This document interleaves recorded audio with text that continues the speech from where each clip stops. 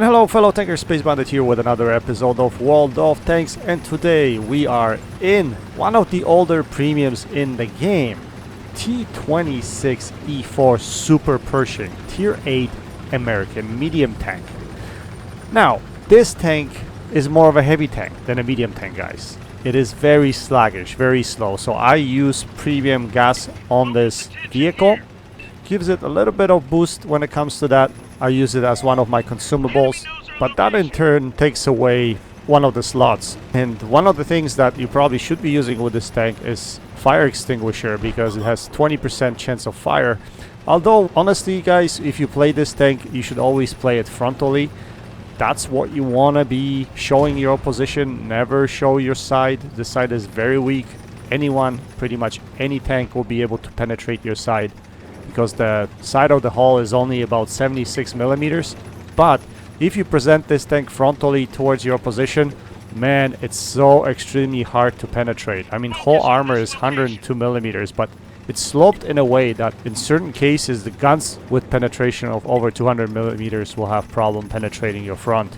Also, the spaced armor on the turret is just phenomenal. I mean, it's basically, this turret has pretty much no weak spots except for the cupola and the cheeks, which if you look at the spaced armor, it doesn't cover the entire front. The cheeks on the left and right are actually open and can be penetrated on this tank.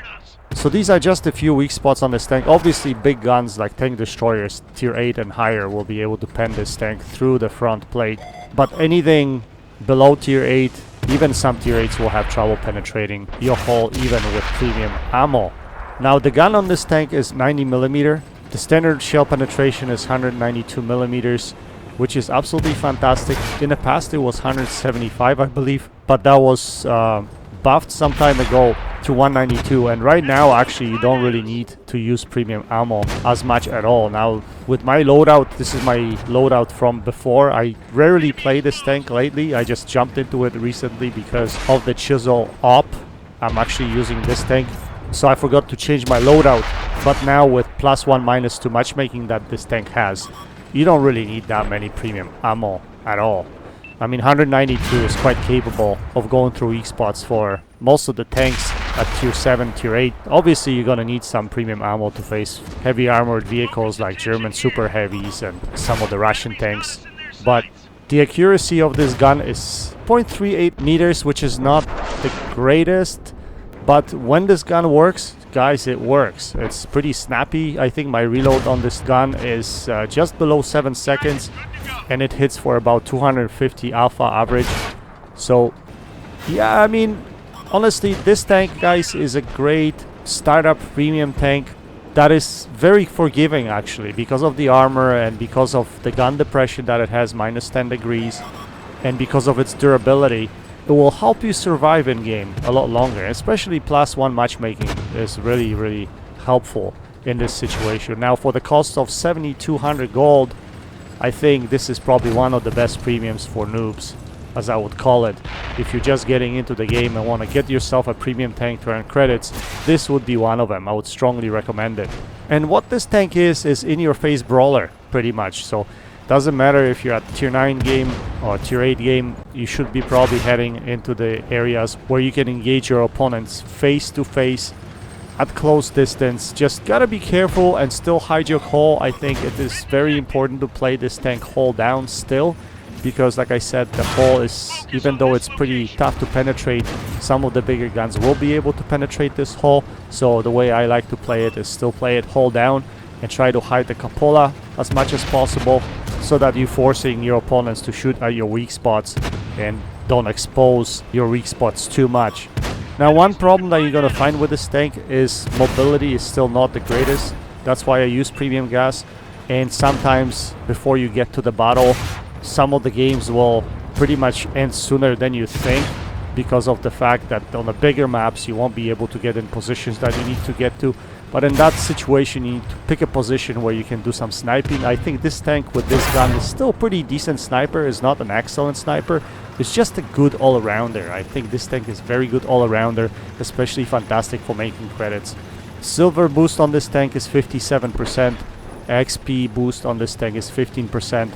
So yeah, it's Not spectacular, but like I said, if you want to get in at tier 8 and you want to get yourself a premium tank, you definitely will not be disappointed with the Super Pershing.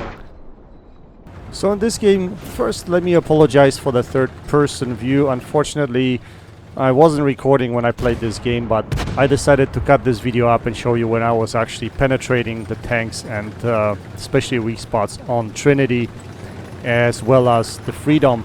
As you noticed, we dispatched of the Freedom quite quickly, already hit him for quite a lot, and I was able to hit his cupola continuously. Like I said, when this gun works, it works, and in this situation it was working quite well for me, so it was quite easy to dispatch of the opposition on this side. So we basically, initial position that we took was position J2, because my friendlies were kind of late to dispatch, so you have to isolate the flank, and if I got myself in position J3 or H2, I would be facing maybe more opposition than I wanted to. So in this situation, when you're like all alone going first, you need to make sure you isolate the flank, and that's what I was trying to do. So we started off from position J2, and once we dispatched off people or tanks that were further in the area G2, we basically started moving forward, and then we could push, and this tank is good at pushing because of the armor. So now we're in closing stages of the game. Unfortunately, Artie took out my tank destroyer, so I'm really pissed. Hate the Artie here.